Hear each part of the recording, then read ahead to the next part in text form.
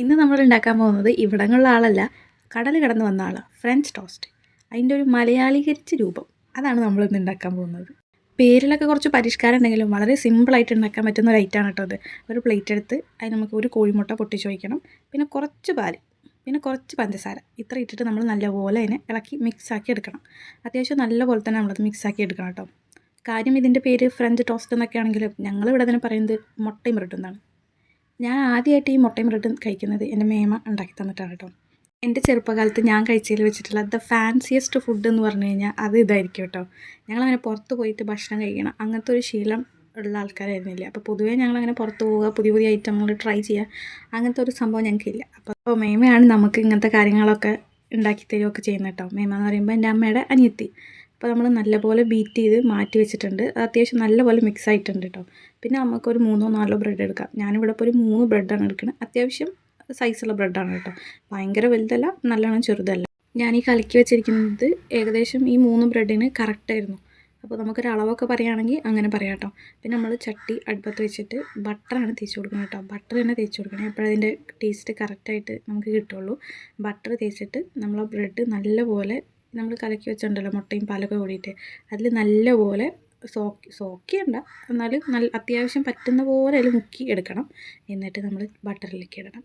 എന്നിട്ട് 2 സൈഡും നല്ല ബ്രൗൺ കളറാവണം വരെ, കരിയരുത്, പക്ഷേ എന്നാലും ഒരു ബ്രൗൺ കളർ, ഇങ്ങനെ ഫ്രൈഡ് ആയിട്ടുള്ള പോലെ, അരികൊക്കെ ഇങ്ങനെ ഫ്രൈഡ് ആയിട്ടുള്ള പോലെ ഒരു കളറും മണവും ഒക്കെ വരണം. അപ്പോൾ അതേപോലെ നമ്മളതിനെ മറിച്ചിട്ടും അങ്ങോട്ടും ഇങ്ങോട്ടൊക്കെ ഇട്ടിട്ട് ആക്കിയെടുക്കണം. ഞാൻ അത്യാവശ്യം 2-3 തവണ അങ്ങോട്ടും ഇങ്ങോട്ടും മറിച്ചിട്ടിട്ടാണ് അത് ഉണ്ടാക്കുന്നത് കേട്ടോ. അത് കരിഞ്ഞു പോകണ്ട എന്നുള്ള ബട്ടർ ആയതുകൊണ്ടേ പെട്ടെന്ന് അത് ചൂട് പിടിച്ച് ഇങ്ങനെ പെട്ടെന്ന് തന്നെ അതിൻ്റെ കളറൊക്കെ മാറി വരും. അപ്പോൾ അതുകൊണ്ടാണ് 2-3 വട്ടം ഞാൻ അങ്ങോട്ടും ഇങ്ങോട്ടും മറിച്ചിട്ടിട്ടാണ് അതിൻ്റെ എക്സാക്റ്റ് കളറ് കാര്യങ്ങളിലും പിന്നെ ഫ്രൈഡായിട്ടും കിട്ടിയത്. പിന്നെ നമ്മൾ മുട്ടയും പാലൊക്കെ ഒഴിച്ചിട്ട് കലക്കിയെടുത്തില്ലേ, അതിൽ സാധാരണ സിനമൺ പൗഡറും പിന്നെ വാനില എസൻസ് ഒക്കെ ഒഴിക്കും. ശരിക്കും ഫ്രഞ്ച് ടോസ്റ്റ് ഉണ്ടാക്കുമ്പോൾ അങ്ങനത്തെ സാധനങ്ങളൊക്കെ ഒഴിക്കും കേട്ടോ.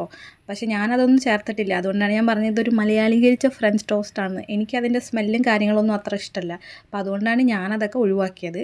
സാധാരണ അതൊക്കെ ചേർത്തിട്ടാണ് ഉണ്ടാക്കുന്നത് കേട്ടോ. ഞാനിവിടെയൊക്കെ ഒഴിവാക്കിയിട്ടുണ്ട്. പിന്നെ നമുക്ക് അതേപോലെ തന്നെ ബാക്കി 2 കൂടി ചുട്ടെടുക്കാം. 3 ബ്രെഡും നമ്മൾ അതേപോലെ തന്നെ ബട്ടർ തേച്ച്, അത്യാവശ്യം നല്ല രീതിയിൽ ബട്ടർ തേക്കുമ്പോഴാണ് ടേസ്റ്റ്. പിന്നെ അതിലൊരു നുള്ളു ഉപ്പ് ഇടാറുണ്ട്, പക്ഷേ ഞാനിവിടെ എടുത്തിരിക്കുന്നത് സോൾട്ടഡ് ആയിട്ടുള്ള ബട്ടറാണ്. ബട്ടറിൽ അത്യാവശ്യം ഉപ്പുള്ളത് കൊണ്ട് തന്നെ പിന്നെ ഞാൻ വേറെ എക്സ്ട്രാ ഉപ്പൊന്നും ചേർത്തിട്ടില്ല. അപ്പോൾ അതും കൂടി ഒന്ന് ശ്രദ്ധിക്കണം. പിന്നെ നമ്മുടെ ഇഷ്ടത്തിനനുസരിച്ച് അങ്ങോട്ടും ഇങ്ങോട്ടൊക്കെ ചിലത് കൂട്ടിയും കുറയ്ക്കുന്നതുകൊണ്ടൊന്നും തെറ്റില്ല. എനിക്കിപ്പോൾ ഈ സോൾട്ടഡ് ആണെങ്കിലും ബട്ടറിൻ്റെ ടേസ്റ്റ് ഭയങ്കര ഇഷ്ടമാണ്. അപ്പോൾ അതുകൊണ്ട് ഞാൻ അത്യാവശ്യം കൂടുതൽ ബട്ടർ അതിൽ തേച്ചിങ്ങനെ കൊടുക്കാറുണ്ട്. അതുകൊണ്ട് എനിക്കത് അപ്പോഴാണ് കുറച്ചും കൂടി നന്നായിട്ട് ഇരിക്കണ പോലെ തോന്നിയിട്ടുള്ളത്. അപ്പോൾ അതുകൊണ്ടാണ്. ഇപ്പോൾ നിങ്ങൾക്കത് കുറവ് മതിയെങ്കിൽ അങ്ങനെ കുറച്ചിട്ടൊക്കെ ചേർത്താൽ മതി കേട്ടോ. വളരെ കുറച്ച് സമയം, അതിലും കുറച്ച് സാധനങ്ങൾ, പക്ഷെ ഭയങ്കര ടേസ്റ്റ്. എല്ലാവരും ഉണ്ടാക്കി നോക്കിയിട്ട് പറയണേ.